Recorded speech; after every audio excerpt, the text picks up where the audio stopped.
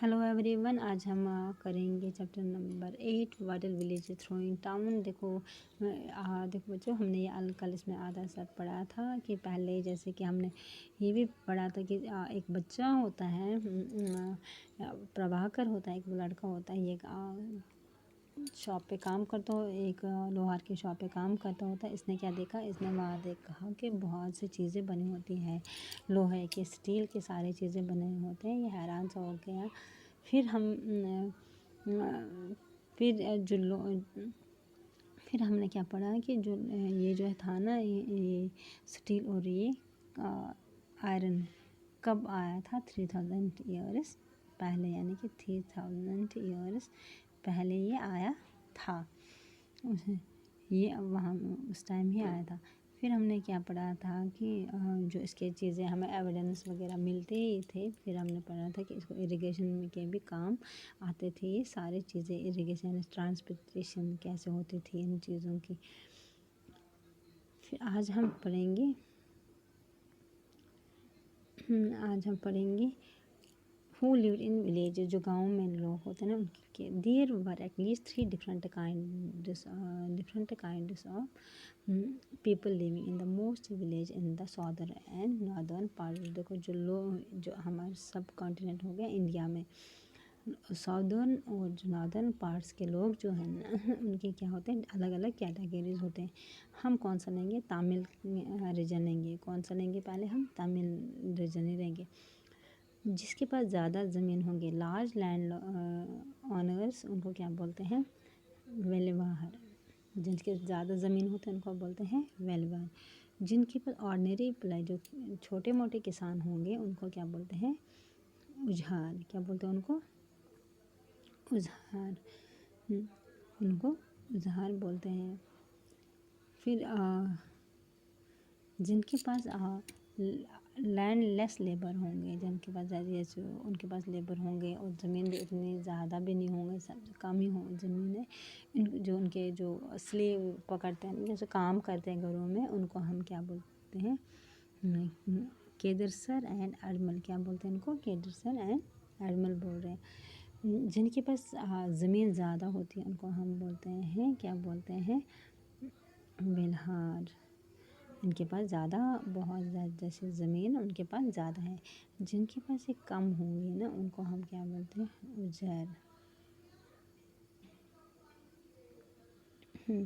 और जिनके पास उससे भी कम होंगे तो उनके बोलते हैं काडसर और एडमंसन, उनको बोलते हैं। In the northern part of the country the village head, बोल रहे जो विलेज गाँव का जो हेड होता है ना, उसको क्या बोलते हैं? ग्राम-बोग। क्या बोलते हैं उसको? ग्राम-बोग बोलते हैं। Usually man and from the same family had position of for the generation. बोल रहे जो इसकी जो इसी मतलब जनरेशन टू जनरेशन चलता है। आज इसका बेटा, कल उसका बेटा, ऐसे इसी तरह ये चलता रहता है, परंपराएं चलती रहती हैं। बोलिए जो इनका यही पोस्ट है।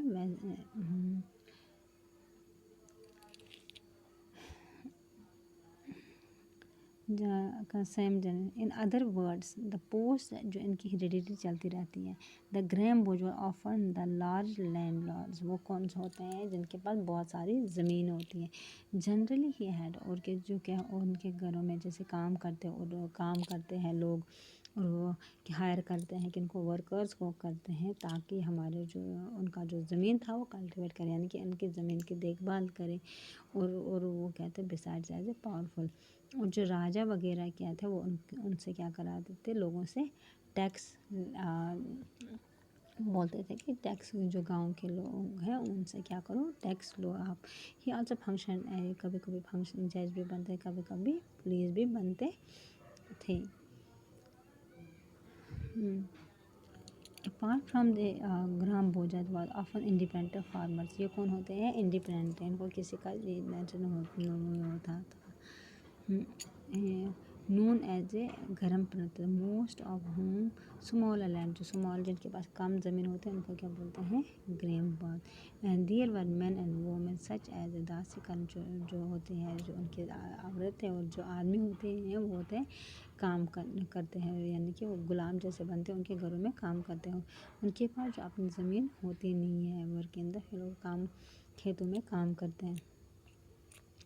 इन the most there were also some craft person such as, जैसे गांव में ये भी होता था craft person, blacksmith, potter, carpenter, weavers, ये भी होते हैं।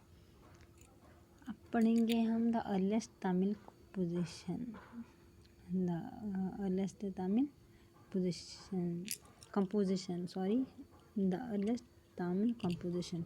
Some of the earliest workers in Tamil known as Sangam literature, उसको ये जो है ना संगम लिटरेचर, ये किसने कंपोज किया है, तमिल में आया 2300 ईयर्स पहले।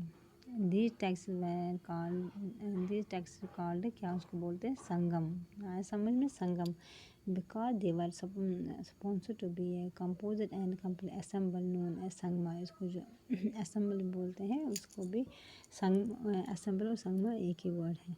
इसको किसने कंपोज किया, तमिल ने। बोलिए जो पेज नंबर 7 और 105 पे इनके जो बाकी चीज़ होगी वो हम देखेंगे। संगम लिटरेचर, बाकी जो इसका बचा है वो हम कल पढ़ेंगे। इसके साथ ही थैंक यू वेरी मच।